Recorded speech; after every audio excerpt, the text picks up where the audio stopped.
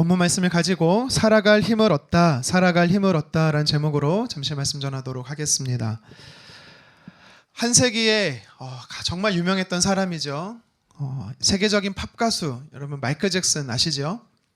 그가 6살 때 그의 형제들과 함께 잭슨 5라고 해서요 그룹을 결성합니다. 사진 좀 보여주시겠어요? 네. 보이나요? 제가 안 보이는군요. 네. 이 사진에 보면 가운데가 마이클 잭슨이에요. 이 사람이 6살임에도 불구하고요 팀 리드 보컬을 맡았습니다. 그래서 음악적 천재, 신동으로 불리면서 큰 인기를 끌었죠. 여러분들 그거 아십니까? 우리나라에도요 마이클 잭슨 못지않은 음악적 신동이 있습니다. 누군지 아세요? 접니다. 네, 여러분들이 몰라서 그렇죠. 사실 제가 좀 재능이 좀 있었어요. 안타깝게도 시대를 잘못 만나서 이제 사장돼서 그렇지. 제가 언어를 한글을 떼지 못하고 또 음계를 잘 몰랐음에도 불구하고 작사 작곡한 노래가 있습니다. 그래서 요새는 다 이렇게 음원화 시키는데 없어요. 안타깝게도. 근데 가사는 제가 정확히 알고 있습니다. 자, 뭐라고 제가 노래를 만들었냐면 엄마야 깎아줘 많이 줘 맨발 벗고. 여러분 이게 엄청난 의미가 담겨있는 노래예요. 단순히 배고파요 간식 주세요 엄마 그런 의미로 들리죠? 그렇지가 않습니다. 당시 시대적 아픔이 담겨있어요. 저희 어머니는 부모님은 저희를 두고 항상 일을 가셨어야만 했습니다. 혼자 집에 있는 거예요. 어린 나이에. 엄마가 보고 싶은 거죠. 그리고 배가 고픈 거예요. 그러니까 어머니를 간절히 찾는 이 어린아이의 애환이 담겨있는 이런 노래. 웃으면 안 되는데. 네. 여러분 어떻습니까? 원작자의 의미를 들으니까 깊이 뜻이 이해가 되죠? 네, 웃으시라고 한 거고요. 우리가 보통 이렇게 노래나 시나 또 소설에는요 이렇게 표면적으로 드러나는 의미보다 그 내면적으로 담겨져 있는 숨겨진 의미가 있습니다. 이걸 이제 우리가 보통 함축이라고 표현을 하는데요. 오늘 우리가 읽은 이 짧은 3구절의 말씀에 보면 함축된 내용이 담겨 있습니다. 그냥 예수님의 장모의 병이 고쳐졌구나. 물론 이것도 중요한 의미를 담고 있는데요. 이 의미 말고도 그 깊은 내면 안에 이면 안에 있는 하나님이 우리에게 주시는 메시지가 분명히 있다라는 것을 우리는 기억해야 됩니다. 몇 가지 근거를 한번 살펴볼게요. 첫 번째는 제자로 부름받은 시점이에요. 베드로가 제자로 부름받은 시점. 우리 29절 말씀인데요. 같이 한번 읽어봤으면 좋겠습니다. 시작.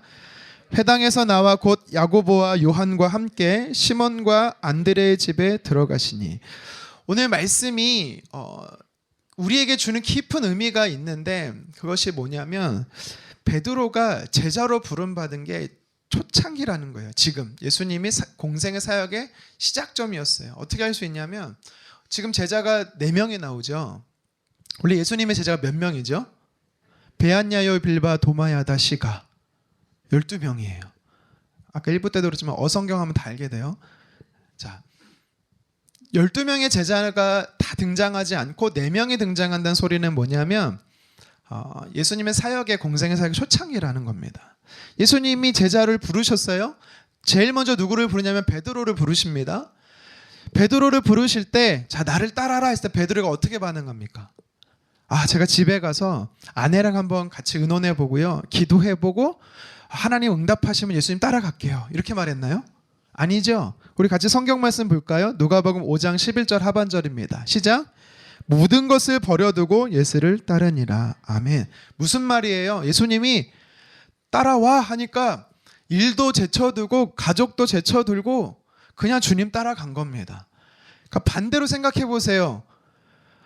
한 사람을 따라서 가정도 포기하고 일도 포기하고 가고 있는 이 남편이고 아빠고 사위를 보면서 가족들이 어떤 생각이 들겠습니까? 정신 못 차리고 있네 이러지 않겠습니까? 예수 믿어도 좀 좋게 믿어야지. 네, 제가 하고 싶은 말은 있는데 참겠습니다. 네, 어떻게 이렇게 광적으로 믿냐? 그럴 수 있단 말이에요.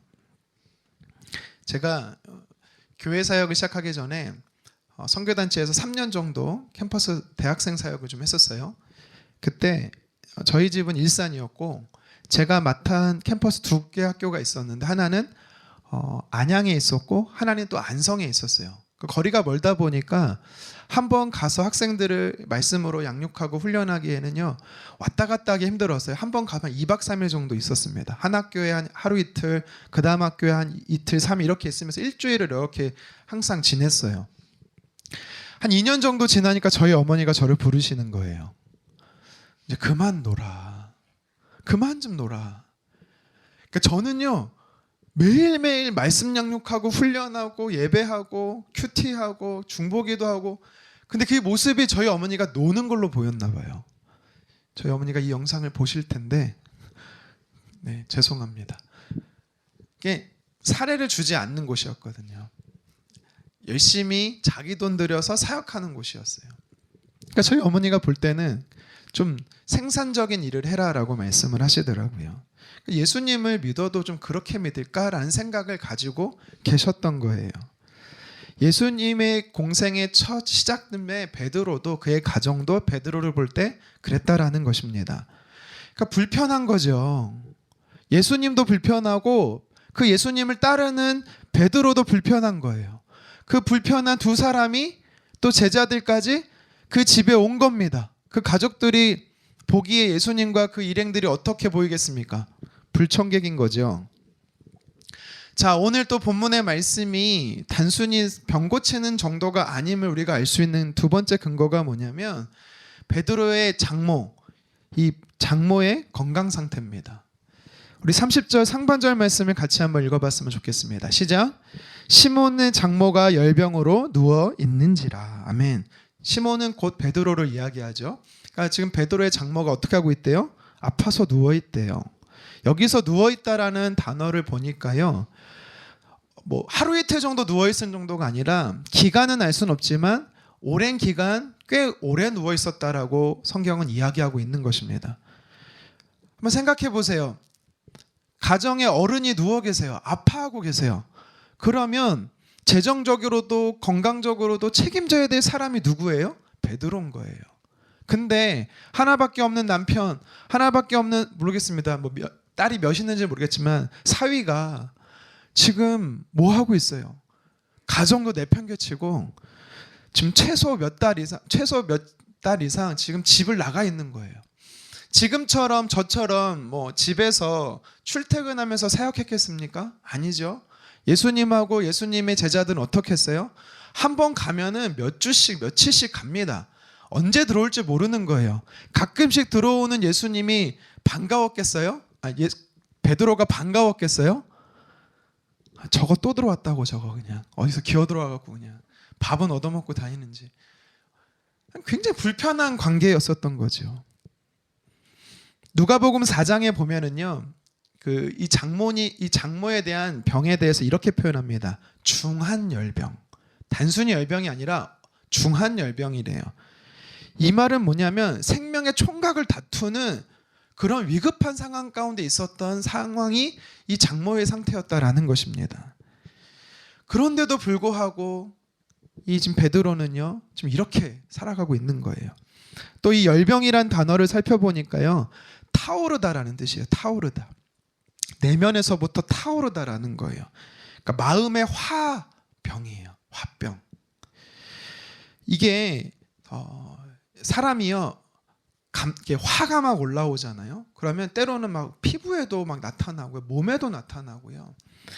이 정도로 그치는 게 아니라 이분은요, 구토하고 두통도 나고 음식을 먹을 수 없고 시름시름 앓다가 계속해서 누워있게 된 겁니다.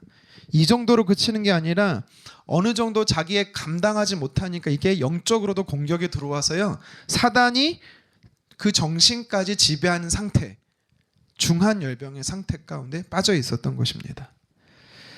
뭐 원인은 정확히 모릅니다. 하지만 베드로는요, 그 장모의 아픔에 어느 정도 일조하지 않았을까라는 생각을 해보게 되는 거예요. 한 가정의 가장으로서 금지옥엽 딸을 키워서 결혼시켜 줬더니 어떻게 해요? 지 하고 싶은 것만 하고 살아요. 얼마나 믿겠어요? 오늘 성경에 베드로 아내는 등장하진 않지만 더 했을 겁니다. 장모보다 베드로 아내의 마음이 더 아팠을 겁니다. 자, 오늘 본문에 숨겨진 또 의미를 우리가 알 수 있게 해주는 근거가 뭐냐면 세 번째가 베드로의 침묵이에요. 베드로의 침묵. 여러분, 베드로는요 성격이 어떤 사람인지 아십니까? 베드로는 성격이 굉장히 급해요. 그리고 설레발을 엄청 잘 치는 사람이에요. 보통 예수님이 이렇게 설교를 하시잖아요. 말씀을 전하실 때 비유적으로 표현한 게 많거든요. 그러면 제일 먼저 누가 와서 예수님께 묻냐면 베드로였어요. 아, 예수님 궁금해요. 뭐예요? 알려주세요. 좀 가만히 못 있는 성격이에요.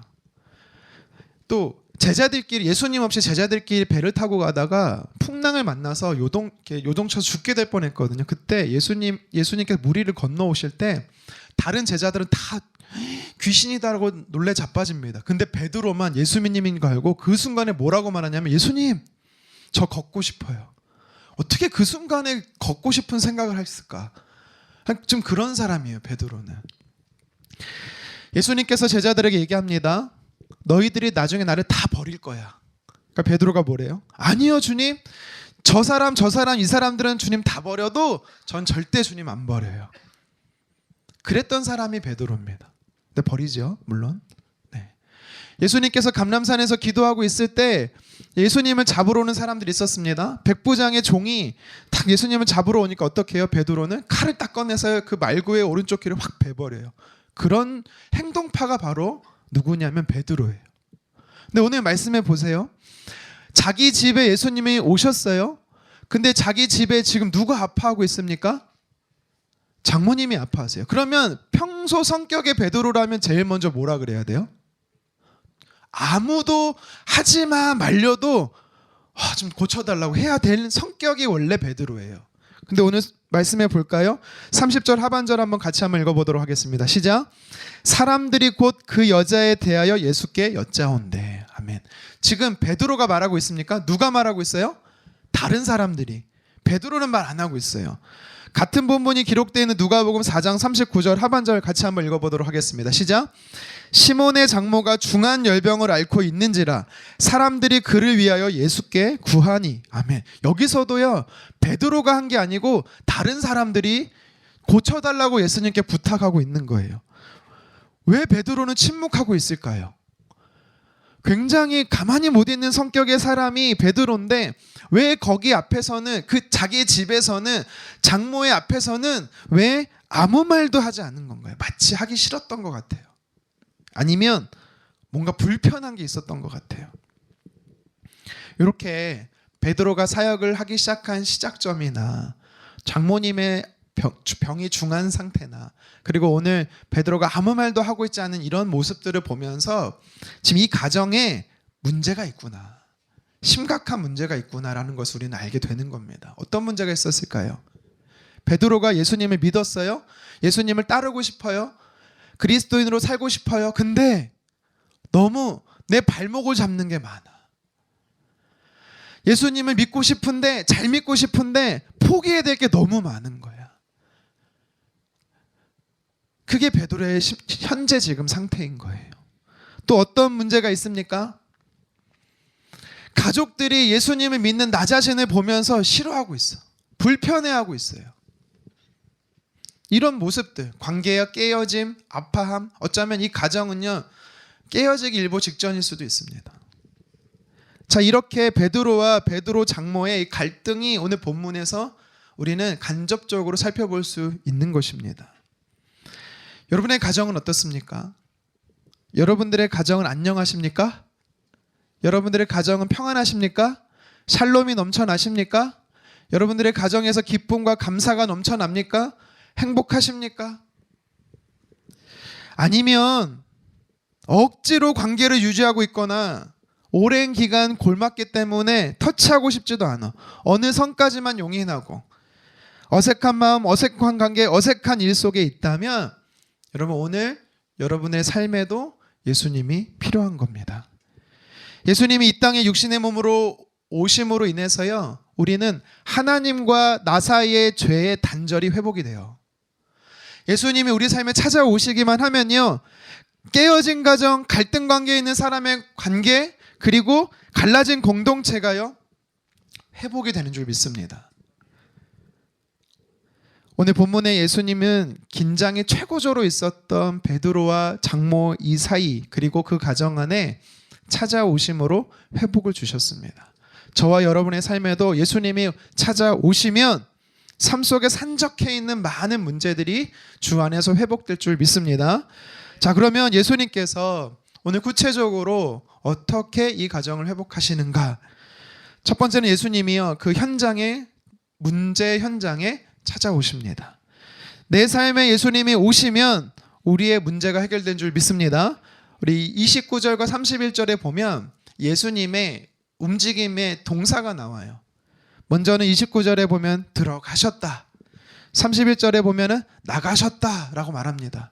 그러니까 예수님이 집에 왔다가 나가시는데, 잠시 왔다 가시는데 목적이 뭔지를 분명하게 말씀하세요. 그 사이에 어떤 일이 있었어요? 누구를 만납니까? 베드로의 장모를 만나죠.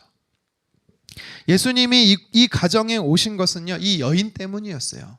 표면적인 이유지만 그 여자는 어떤 여인입니까? 혼자 힘으로 일어설 수 없이 누워있는 여인이에요. 이 여인의 내면의 상태는 어땠습니까? 화가 많은 여인이에요. 분노가 많은 여인이에요. 상처와 아픔이 많은 여인이에요. 일상적인 삶을 스스로 힘으로 살아낼 수 없는 여인이었습니다. 그러니까 사람들로부터 관심이 멀어진 여인이었고요, 잊혀진 존재였습니다. 그런데 그 여인에게 예수님이 찾아오신 겁니다. 그랬더니 그 여인이 변화가 돼요. 이것을 보면서 우리가 무엇을 알 수 있습니까? 소망이 없는 사람 가운데 예수님 오시면 소망의 사람이 되는 줄 믿습니다. 꿈과 희망이 없는 사람에게 예수님 찾아오시면 꿈과 희망이 생기는 줄 믿습니다. 예수님은요, 사람을 걸러서 찾아오시는 분이 아니에요. 절망하고 낙심하고, 심지어 예수님을 향해서 비난하고 대적자에게까지도 예수님은 찾아가시는 분이십니다. 그냥 가지 않고요, 예수님이 가시면 소망을 가지고 항상 가십니다. 그렇기 때문에 소망 없는 내 삶의 가정 안에 주님을 모신다, 소망의 사람으로, 소망의 가정으로 변화되는 줄 믿습니다. 제가 힘들 때가 좀 있었어요. 들으시면 여러분들이 그게 무슨 힘든 거냐 하실 수가 있는데, 저는 이제 올해로서 딱 만 17년, 교회 사역을 한 지 17년이 되는데요. 처음 교회 사역을 시작할 때는 청년들을 먼저 대상으로 사역을 시작했습니다. 그때 이제 저희 선임 목사님께서, 제가 전도사 때인데 저를 이렇게 딱 뽑으시면서 하시는 말씀이 있었어요. 뭐였냐면, 그 당시 제가 전도사니까요, 전도사님이 어떻게 우리 교회 뽑힌지 아십니까? 그러길래 궁금했죠. 그러니까 최종 2명이 올라왔는데, 한 사람은 결혼을 했고, 한 사람은 결혼 예정자고, 한 사람은 결혼을 안 했고, 예정자가 저였던 거예요. 그래서 결혼을 하기 때문에 저희가 뽑았습니다 그러는 거예요. 그러니까 결혼이라는 것이 내 인생에 참 중요한 거구나. 그때 참 되게 생각이 들었는데요. 그것이 저의 삶 안에 지금의 저를 만드는 데까지 결혼이라는 게 참 중요한 걸로 저는 봅니다. 제가 결혼에 대한 이야기를 너무 많이 해갖고 이제 그만 했으면 좋겠다 하시는 분도 있을 텐데, 모르시는 분들이 있어서 잠깐만 얘기 드릴게요. 왜 웃으시죠? 모든 분들이 그러시겠지만 보통 결혼 날짜를 잡고 결혼을 하잖아요. 저도 이제 연애를 딱 시작하고 얼마 되지 않았을 때 장인어른이 저를 보자고 하시는 거예요. 얼마나 긴장했겠어요 제가. 그날 새벽 예배를 갔다가 체해버린 거예요. 뭘 먹지도 않았는데 체해버렸어요. 긴장한 나머지 얼굴이 노랗게. 근데도 제 아내가 그랬어요. 우리 아버지는, 우리 어머니는 잘 먹는 사람을 좋아한다. 그래서요, 그날 또 장모님이 수육을 직접 만들어 주신 거예요. 그래서 제가 어떻게 해요? 2그릇을 먹었어요. 잘 먹는 모습을 보여드리려고. 근데 참 너무 좀 그런 게, 제가 그날 체한 거를 2분이 다 알고 계셨대요. 근데도 그렇게 먹이신 거예요. 참 좋으신 분들이죠. 이제 식사를 마치고 나서, 지금 이제 돌아가셨지만 장인이 저에게 한 말씀을 하십니다. 자네는 목회의 길을 갈 건가? 물으세요. 너무나 당연한 질문이지만 왜 이런 질문을 하실까 좀 의아했습니다. 그래서 자신 없게 네라고 했어요. 그러면서 한마디 더 하십니다. 목회의 길을 가는 사람은 빨리 결혼해야 돼. 아멘 하고 제가 알겠습니다 하고 집에 돌아가자마자 저희 부모님께 오늘 제가 결혼 승낙을 받아왔다고. 사실 저희 장인어른은 그런 의미가 아니었고 한 1년이나 2년 후에 결혼해라 그런 뜻이었대요. 그래서 모르겠다 일단 낮장 불입하고 제가 아내랑 날짜를 확 잡아버렸어요. 그러니까 저도 성격이 좀 급한 사람 중에 하나였던 거죠. 그런데 그때부터 이제 문제가 핍박이 시작이 된 겁니다. 저희 부모님도 저희 장인 장모님도 반대가 심해진 거예요. 근데 이게 장인은 자기가 한 말이 당신께서 하신 말씀이 있어서 어떻게 물을 수가 없으니까 이렇게 말합니다. 하나님이 두 사람을 짝지어 주신 거를 증표를 받아와라. 이게 무슨 제가 아내랑 결혼하지 장인 장모랑 결혼해서 합니까? 저희 부모님도 반대하기 시작하는 거예요. 그러니까 마음이 어려워지는 거죠. 그래서 그때부터 금식 기도를 하기 시작했습니다. 하나님 앞에 기도하기 시작하는 거예요. 하나님, 성경에 보니까 하나님은 기도할 때마다 응답하시는 분이고 어려울 때만 찾아오셔서 해결해 주시는 분이심을 믿는데 제 삶에도 하나님 좀 해결 좀 해달라고. 중요한 문제인데 해결 좀 해달라고. 근데 하나님이 응답이 없는 거예요. 제가 그래서 딱 세 가지를 요청했어요. 하나는 초자연적인 역사를 달라. 아니면 하나님의 음성을 들려줘라. 우강하는 음성을 들려주시든가. 세 번째는 꿈에서라도 말씀해달라. 세 가지 놓고 기도하는 거죠. 기도가 잘 돼야 되는데 자꾸 졸린 거예요. 그래서 제가 잠깐 졸았는데 꿈을 꾸게 됐어요. 무슨 꿈을 꾸게 됐냐면 저희 집에 당시에 이제 집 앞에 버스 정류장이 있었습니다. 근데 그 버스 정류장 앞에 저와 저희 어머니가 서 있는 거예요. 9706 버스가 옵니다. 이 버스는 좌석 버스인데요. 일산에서 광화문에 가는 버스예요. 저희 어머니가 저의 손을 붙잡고 이 차를 꼭 타야 된대. 그러니까 제가 끝까지 반대했습니다. 아니라고. 그 버스를 절대 타면 안 된다고. 그러니까 꿈이에서 그런 거예요. 그랬더니 갑자기 다른 버스가 쫙 와요. 88번 마을버스가 옵니다. 88번은 저희 집에서 백성역, 마두역을 가는 지하철까지 가는 마을버스였어요. 근데 제가 저희 어머니 손을 강건하게 붙잡고 저 버스를 꼭 타야 된다고 억지로 탔어요. 그리고 다 깬 거예요. 개꿈을 꿨구나. 이렇게 하나님 응답을 달라고 기도했더니 초자연적 환상도 아니고 하나님 음성도 들리지 않고 꿈은 개꿈이나 꾸고 다시 기도를 하죠.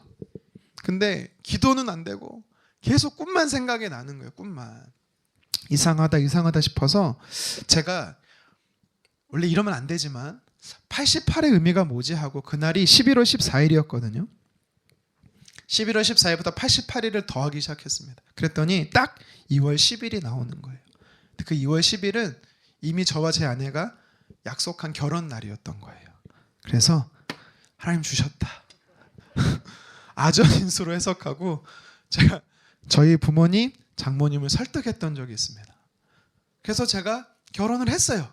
결혼할 수 있었기 때문에 교회 사역자가 될 수 있었어요. 그랬기 때문에 지금 여기까지 올 수가 있었어요. 구하고 찾고 두드렸다니. 여러분 저처럼 하지 마세요. 진리가 아닙니다. 말씀이 진리입니다. 제가 뭘 말하고 싶은 거냐면 제 삶 안에 정말 간절히 하나님을 찾았던 적이거든요. 근데 하나님이 정말 무지하고 어리석은 방법으로도 저에게 가르쳐 주시더라고요. 하나님은 어떤 분이십니까? 우리 삶에 찾아오시고 우리 삶을 찾아내시는 분이십니다. 모세를 보세요. 그가 40년 동안 버림받았습니다. 잊혀진 존재가 됐습니다. 그런데 그런 그도 주님이 찾아오시지요. 기드온을 보십시오. 미디안이 너무나 무섭고 두려워서 그가 두려워서 숨어 밀을 타작합니다. 그를 찾아내셨어요. 아버지의 양을 광야에서 돌보고 있던 다윗 홀로 있을 때 주님이 찾아오셨어요. 찾아오시니까 어떻게 변화됩니까?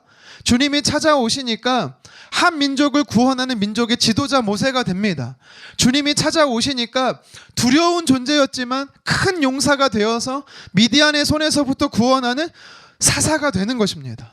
그리고 주님이 찾아오니까 광야에 외롭게 홀로 있었던 인생이지만 한 민족을 다스리는, 그것도 가장 백성들을 존경하는 이스라엘의 왕 다윗이 됩니다. 여러분, 이것이 우리에게 도전하는 메시지가 뭐예요?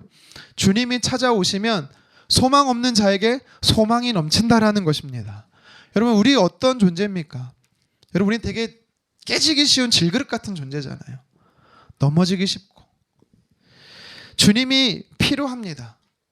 주님이 우리의 죄의 문제만, 구원의 문제에서만 필요한 게 아니라 주님이 우리의 일상적인 삶 속에서 살아갈 힘과 용기를 주시기 때문에 주님이 절대적으로 저와 여러분들은 필요한 것입니다.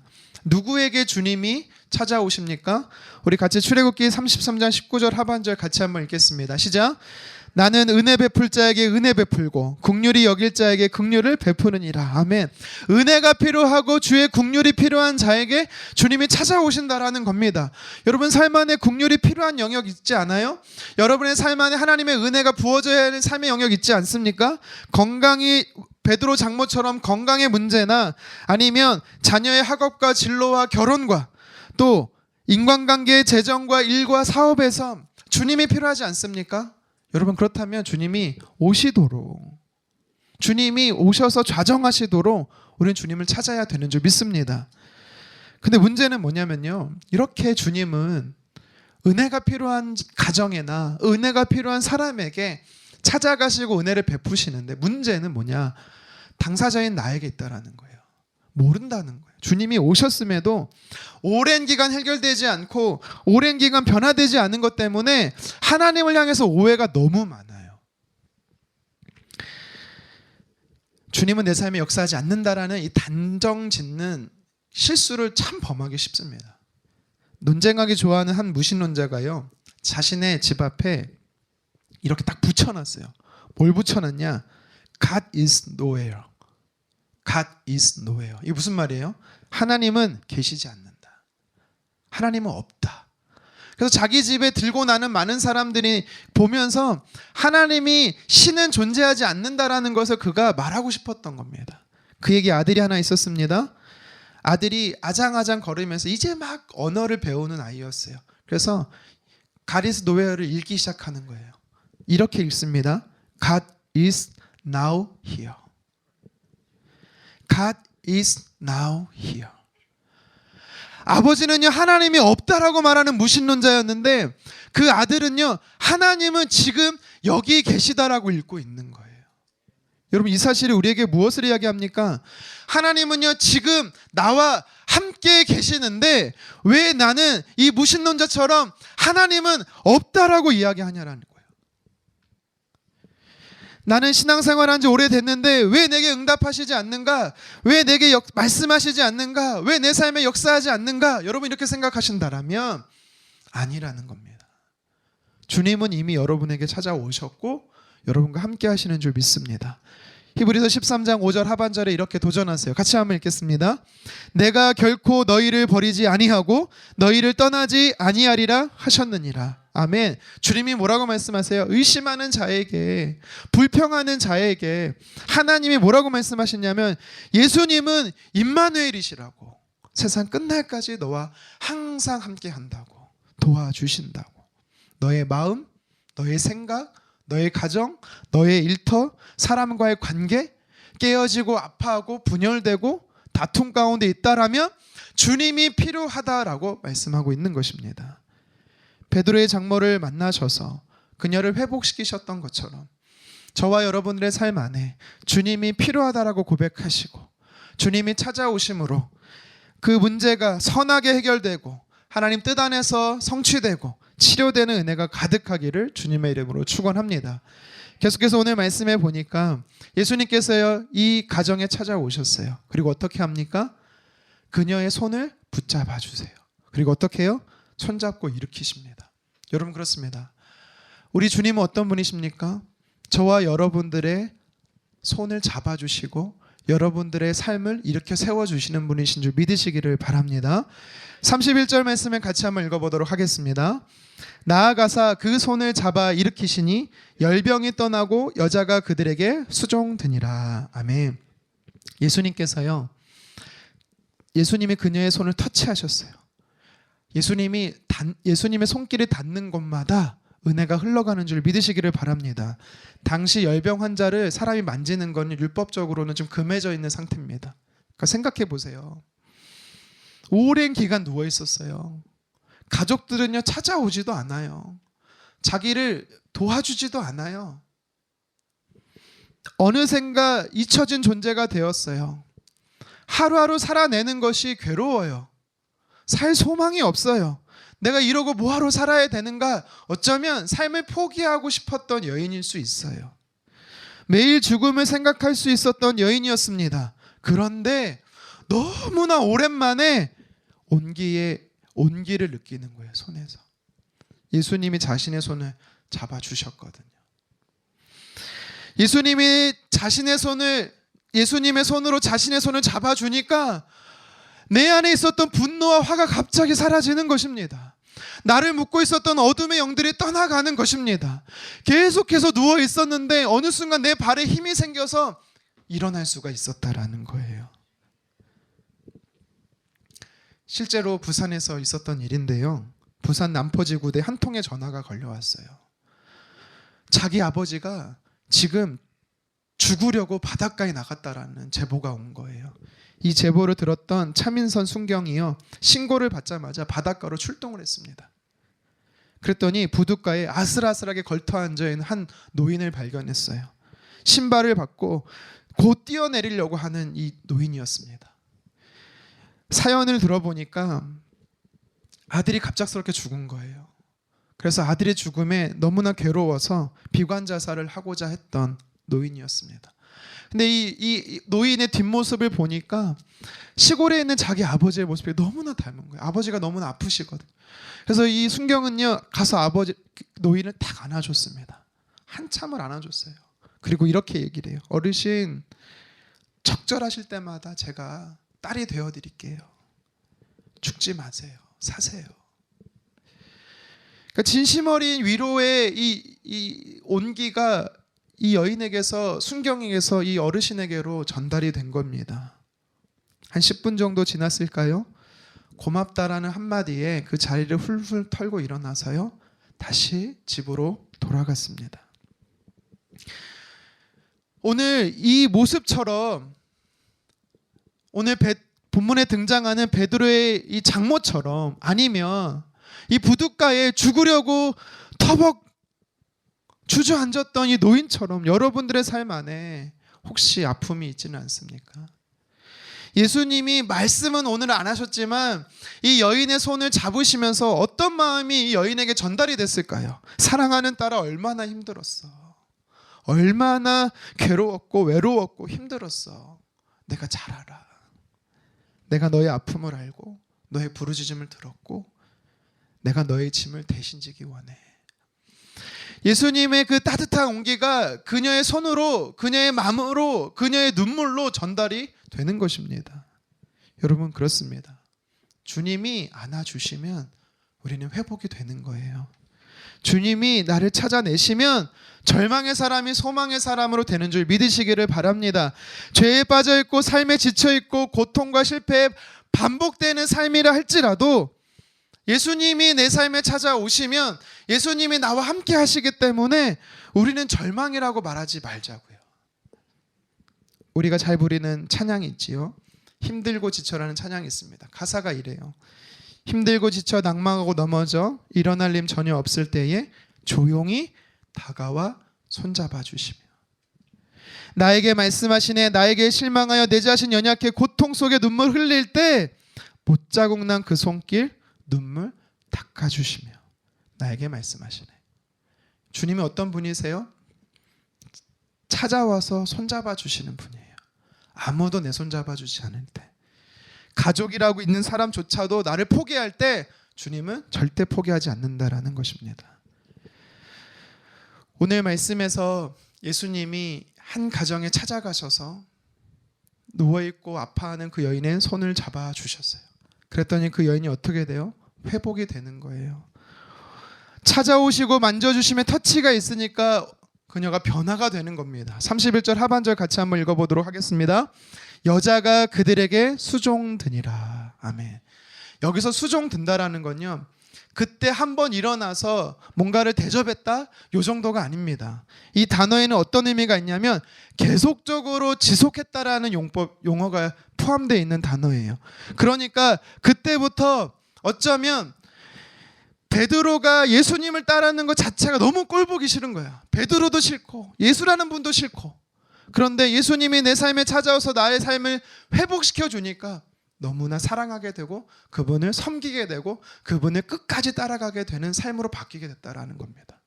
그래서 학자들이 뭐라고 말하냐면, 예수님께서 십자가에서 죽으시고 무덤에서 부활하셨을 때 여러 여인들이 찾아가거든요. 그 중에 한 명이 바로 오늘 베드로의 장모였을 것이다라고 이야기를 합니다. 끝까지 주님을 섬기는 사람으로 변화되었다라는 거예요. 베드로는 어떻게 변했을까요? 베드로가 안에 있었던 갈등이 뭐냐면, 나는 예수님을 따르고 싶지만 나의 식솔들, 내 아내, 내 아파하는 장모, 이 가정 어떡하지? 어떻게 책임지지? 내가 주님을 사랑하고 싶고 주님을 잘 믿고 싶은데 내가 포기해야 되는 것들이 너무 많은 거예요. 여러분, 그때 우리는 여러분들은 어떻게 결정하시겠습니까? 베드로가요, 예수님이 베드로에게 가르쳐주고 싶었던 거예요. 너의 삶 안에 문제가 뭐냐? 너의 삶의 결핍이 뭐고, 너가 예수님을 잘 믿고 싶은데 하나님의 자녀로 살아감에 있어서 너의 삶의 장애물이 뭐냐? 너의 발목을 붙잡는 게 뭐냐? 나는 그 문제를 친히 해결할 수 있는 분이야. 그게 건강의 문제니 재정적인 문제니 가정의 문제니 상관없이 난 다 해결할 수 있는 분이시다라는 거를 베드로에게 가르치시고 믿음을 가지고 끝까지 주님 따라오라고 도전하고 있는 것입니다. 여러분, 오늘 말씀에는요, 베드로의 아내가 등장하지 않습니다. 베드로의 아내는 어땠을까요? 성경에 보면은 유일하게 베드로 아내의 행적이 하나 나오거든요. 우리 고린도전서 9장 5절 말씀, 바울이 베드로에 대해서 이야기하는 건데 같이 한번 읽어보도록 하겠습니다. 시작. 우리가 다른 사도들과 주의 형제들과 게바와 같이 믿음의 자매된 아내를 데리고 다닐 권리가 없겠느냐. 아멘. 무슨 말이에요? 나도 그럴 권리가 있다라고 이야기하는 거예요. 비전 트립이든 미션 트립이든 뭐 아우리치든 전도여행을 다니면서 게바처럼 베드로처럼 아내 데리고 다닐 수 있다라는 겁니다. 여러분, 이걸 보면서 무엇을 알 수가 있냐면, 그녀는 이름이 뭔지 몇 살인지 알지는 못하겠지만 비방자, 어떻게 보면 바울처럼 예수님 믿는 사람을 비방하고 지지하지 않고 미워하고 싫어하고 증오하고 했었던 사람이 변화가 되어서 베드로의 동역자가 되어 있는 거예요. 하나님 나라의 제자가 되어 있는 겁니다. 예수님을 만나니까 그 가정 안에 분열되고 다툼과 분열과 깨어짐이 다 사라져 버렸어요. 물질의 염려, 건강의 염려 다 사라졌어요. 예수님을 향해서 부정하던 사람이 예수님은 정말 살아계신 하나님의 아들이심을 고백하게 되었고요. 물질 때문에, 건강 때문에, 가정 때문에 주님 따라하기를 포기했던 자들이, 아니 부부가 쌍으로 이제는요 잘 섬기고 있어요. 여러분들의 삶 안에 오늘 하나님의 자녀로서 예수님을 잘 섬기고 싶지만 베드로처럼 갈등하게 하는 게 있습니까? 현실적인 문제가 있어요? 영적인 문제가 있습니까? 그것이 무엇입니까? 건강입니까? 믿지 않는 가족입니까? 아니면 재정적, 관계적인 문제입니까? 오늘 성경 우리에게 도전하고 있습니다. 하나님께 이 문제를 맡기자라는 거예요. 예수님이 그 영역 속에 찾아오시면, 예수님의 능력의 손으로 붙잡고 계시면 불가능이 없다라는 것입니다. 하나님을 향하여서 부정적으로 비난하던 사람도 예수님을 만나면 이방의 사도가 되었던 바울처럼 변화가 된다라는 거예요. 오늘 이 베드로의 아내도 변화가 되었고요, 베드로의 장모도 변화가 되었습니다. 여러분 생각하는 절대 변화되지 않을 거라는 사람이 있어요? 아니요, 그도 변화될 겁니다. 구하십시오. 주님 찾아오시도록, 주님 은혜를 베푸시도록. 여러분 안에 주님을 따르는 데 있어서 염려와 걱정과 근심이 무엇입니까? 해결돼야 되는 문제가 무엇입니까? 주님은요, 내 삶의 내 영역 속에 찾아오시면 그 문제를 주님의 은혜 안에서 해결해 주신다라는 것을 오늘 말씀이 우리에게 도전하는 것입니다. 말씀을 정리하겠습니다. 오늘 성경은 예수님이 한 여인의 병을 고친 것으로 오늘 성경은 나와 있습니다. 표면적으로는 한 여인의 병을 고치는 거지만 실상은 예수님이 베드로도, 그리고 베드로의 장모도, 베드로의 아내도, 함께했던 제자들도, 무리들에게 다 가르치고 있는 거예요. 뭐예요? 주님 따르는 데 있어서, 하나님의 자녀로 살아가는 데 있어서 발목을 붙잡고 여러분의 삶 안에 걸림돌이 무엇이냐고, 이것 때문에 내가 주님 못 따르겠다고, 그거 아니라고요. 주님이 그 문제까지도 해결해 주시겠다라는 거예요. 나는 아파 죽겠고 나는 고통스러운데 쟤만 예수님 잘 믿고 있고, 그래서 나는 절대 예수님 안 믿을 거야 하는 사람들이 여러분 가정 안에 있을까요? 그도 예수님의 터치하심이 있으면 회복이 된다라는 겁니다. 사단의 어둠의 권세는 떠나가게 될 것입니다. 마음의 분노, 화, 절망, 낙심 떠나가게 될 것입니다. 일어나서 주님을 섬기는 자로 180도 변화될 거예요. 끝까지 주님을 따르는 자로 변하게 될 겁니다. 미워했던 남편, 저주했던 남편, 하지만 예수님이 찾아오시니까 그도 예수님을 평생 따르는 제자로 변화가 됩니다. 이처럼 저와 여러분들의 삶 안에 생각과 마음과 가정과 삶의 모든 영역 속에 여러분들도 예수님을 모시기를 간절히 원합니다. 그리고 예수님의 내 삶에, 우리 삶에 회복을 주시도록, 그래서 오늘도 살아갈 힘을 주시도록 구하는 저와 여러분 되기를 주님의 이름으로 축원합니다.